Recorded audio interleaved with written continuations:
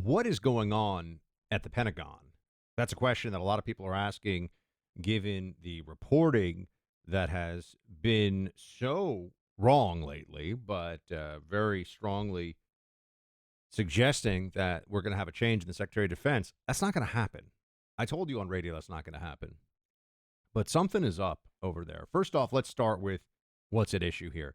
The media is trying to take down Pete Hegseth, the Secretary of Defense. The Democrat aligned corporate media apparatus wants him gone, which is interesting because, well, they've always wanted him gone. They've tried to destroy him a few times, and he has gotten more outrage and more anger from the Democrats than any other member of Trump's cabinet. He's the one that upsets them the most. He's the Secretary of Defense. We're not even in a war. So you would think that it wouldn't be a front and center issue, but they're trying to take him down. Well, that's one part of this. And they're not going to be successful because I think Trump recognizes that if he were to cave and give them the scalp, so to speak, of Pete Hegseth, who I've known for now 15 years. Pete and I started doing media right around the same time.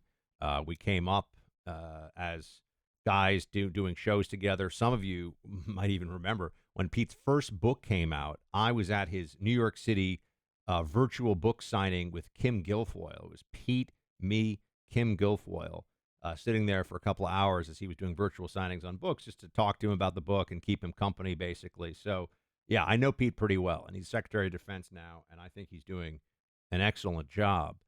They want to destroy him, though. You have to think, well, why is that? One, they just want to show that they can still get a cabinet level official removed from Trump's orbit. The Washington Post, the New York Times, CNN, they very much want to believe that they still have the kind of power in the conversation to force out somebody who is a Senate confirmed cabinet pick of one of the big, what I would consider the big three government cabinet positions: Secretary of State, Secretary of Defense, and Treasury Secretary. Those are the big three. And I think that they view it as the beginning of many others that they would push for if they were successful in getting rid of Pete. That's one part of this. They also hate that he has gone after DEI and the absurdity that was festering inside of our Defense Department. They feel like this is completely going into what they had built as this lunacy factory, right? So they've decided that Pete Hegseth is enemy number one for them on a whole range of fronts. And then there's another piece of this that I think is interesting, and I hear about this from some of the people not directly involved, but let's say a person removed from it, that there is, even on the right, a real debate underway at the top echelons of the national security apparatus. There's a real debate underway about what to do about the Iran issue. And there are people who want to see a U.S. backing for an Israeli strike. There are some people who think that maybe even America should take part in a strike too. And then there are people who say, no, we want to avoid this because we absolutely do not want to be drawn into a situation where we have to go to war with Iran. And so there's a bit of leaking and gamesmanship that's going on in the press, I think, because people are positioning themselves on this issue with that in mind. They're trying to find a way to undermine those that they believe at the top reaches of the Pentagon aren't aligned with what they think. And when you're talking about something that has those kind of ramifications for the country, true war and peace, very, this is the highest of stakes. I think it's easy for any individual to start to justify playing a little bit dirty, and maybe even dirty on their own side, maybe even going after people they agree with on most things. But on this issue, it's so important to have alignment on how the U.S. approaches Iran and Israel that everything else can be considered secondary. So I do think that is a part of this. I do think that that is something that is at issue here. And then when you look at leaks, look, if this is going on, if people around the Secretary of Defense are leaking, and they're leaking anything that could be classified information, I mean that's a serious issue, because you need to have the ability to trust the people, not just to trust them as Secretary of Defense, but we, the American people, need to trust that those who have sensitive war plans, for example, aren't speaking too loosely about or speaking loosely about them at all with those who don't have a need to know. National security secrecy has taken a real hit in recent years and really stretching back now for, I think, going back to the Bush administration. Because if you remember during the Bush years, there were a lot of national security leaks from inside of the national security apparatus that were political in nature and very sensitive information getting out there to try to hurt Bush. And, I don't remember that happening during Clinton. I was very young, but I think it's created this precedent where now people think if I have to speak out of school on something and maybe even break the law to do it, as long as I'm doing it for the right reasons, there's some sort of greater justification for that. So that's I think a part of this. And they also I think they hate Pete Hegseth because he's so closely aligned with Trump. They think that he's somebody who has brought back a focus on war fighting and, let's just be honest, testosterone and masculinity for the military at the E-ring, Pentagon, senior official level. I mean, I'm sorry. I'm never going to be okay with that. I'll never forget Secretary of Defense Lloyd Austin walking around with like 2 masks and a plastic face shield on during COVID. I mean, that to me is disqualifying.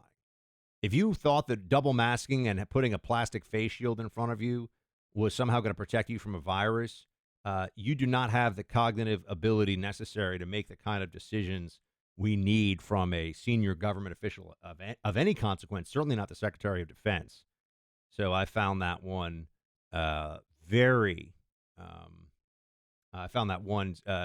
instance very telling as to whether or not we could trust that individual. As you know, I became a father recently. I know a lot of you are already dads and moms, and so you've already experienced this. But I am so full of joy, and I have so much love in my heart for this little boy who's my son, and my wife Carrie, and we are God's love is all around us. It's just amazing. I want so many people to have this because I understand now how important it is. This is where Preborn comes in, because Preborn is out there trying to help as many beautiful babies as possible come into this world. And they do this by helping moms who are having a crisis with the pregnancy.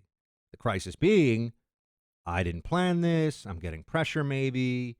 Oh, maybe I should go to a Planned Parenthood clinic. Preborn says, no. Please. No judgments, just love and support. Come into a Preborn clinic first, and we will give you a free ultrasound. And if you choose to have this baby, Preborn will do a whole lot more than that. All kinds of support. Material support, counseling support, food, diapers, all kinds of stuff. Preborn is doing amazing work. And in 20 years' time, they have saved 300,000 babies in this way. When you donate to Preborn, your gift provides for that initial ultrasound, which is so often the game changer. That's the moment of decision. The mom goes, oh my gosh, look at this baby inside me because of that ultrasound. $28 is the cost of the ultrasound, which you could donate each month. To donate securely, just dial pound 250 and say the keyword baby. That's pound 250, say baby, or visit preborn.com/buck.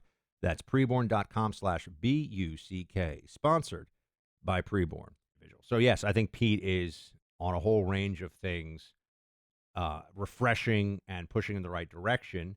Yeah, is he new to this level of management? Absolutely. He's never managed an organization. I mean, I think if you're a world-class manager, the Pentagon is probably very challenging for you. But yes, I think that there's reason to continue to hold the line with Pete here, and I think Trump's going to do so, and I look forward to seeing what he's able to accomplish there. All right, now on the tariffs. So Trump has said he's going to be nice, going to be a little nice to China. A little nice to China. He's going to scale things down a bit. Yeah, this is called negotiation. I don't know why they, in the media, believe that anyone should be assessing how successful or not successful Trump is on the tariff issue when it's still ongoing. You know, if I started to tell you how well a quarterback played after the first quarter of the Super Bowl, you would say, well, hold on a second. We've only seen a quarter. You can't know whether he had a good game or not. That's exactly what's going on now with the media. They're saying, oh, but the stock market's up, the stock market's down. Yeah, of course. That's a lot of people engaged in speculation, trying to gauge in the short term what they think the market is going to be doing. A lot of people sloshing money around. But this is about the long-term structural health of the economy. And it's about addressing things that are difficult and complicated, like the trade war that has been ongoing with China for a long time, because China has a trade war against us, whether we want to admit that and accept that or not. And so Trump now is trying to right this. He's the only one who will do anything about this. Every other president, Republican, Democrat, won't touch this issue. Trump will actually try to, if not solve it, make it better. And he wants to sit down with Xi. He wants to have that mano face off. And I totally understand. One, he just likes he likes the showmanship of it. I mean, this is who Trump is. But also, I think he believes that he's going to be in a position to turn around and say to the American people, see what I got for you. You know, he doesn't have to do this. He doesn't have to be president even, right? I mean, he doesn't have to do any of this, but he chose to do it.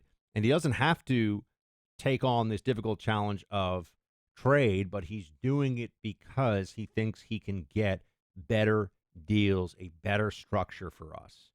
And there have to be carrots and sticks in these kind of things. It can't just be, I'll give you whatever you want, China, or I'll give the EU or any of our neighbors or allies whatever it is that they want. Mind you, they all have tariffs.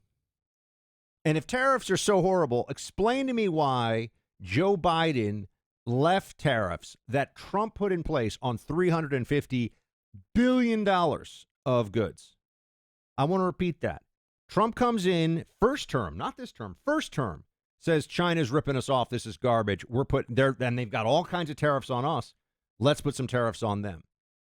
And then Joe Biden becomes president. Boo, I know. But he becomes president, and he doesn't abandon the Trump tariffs on China. He leaves them.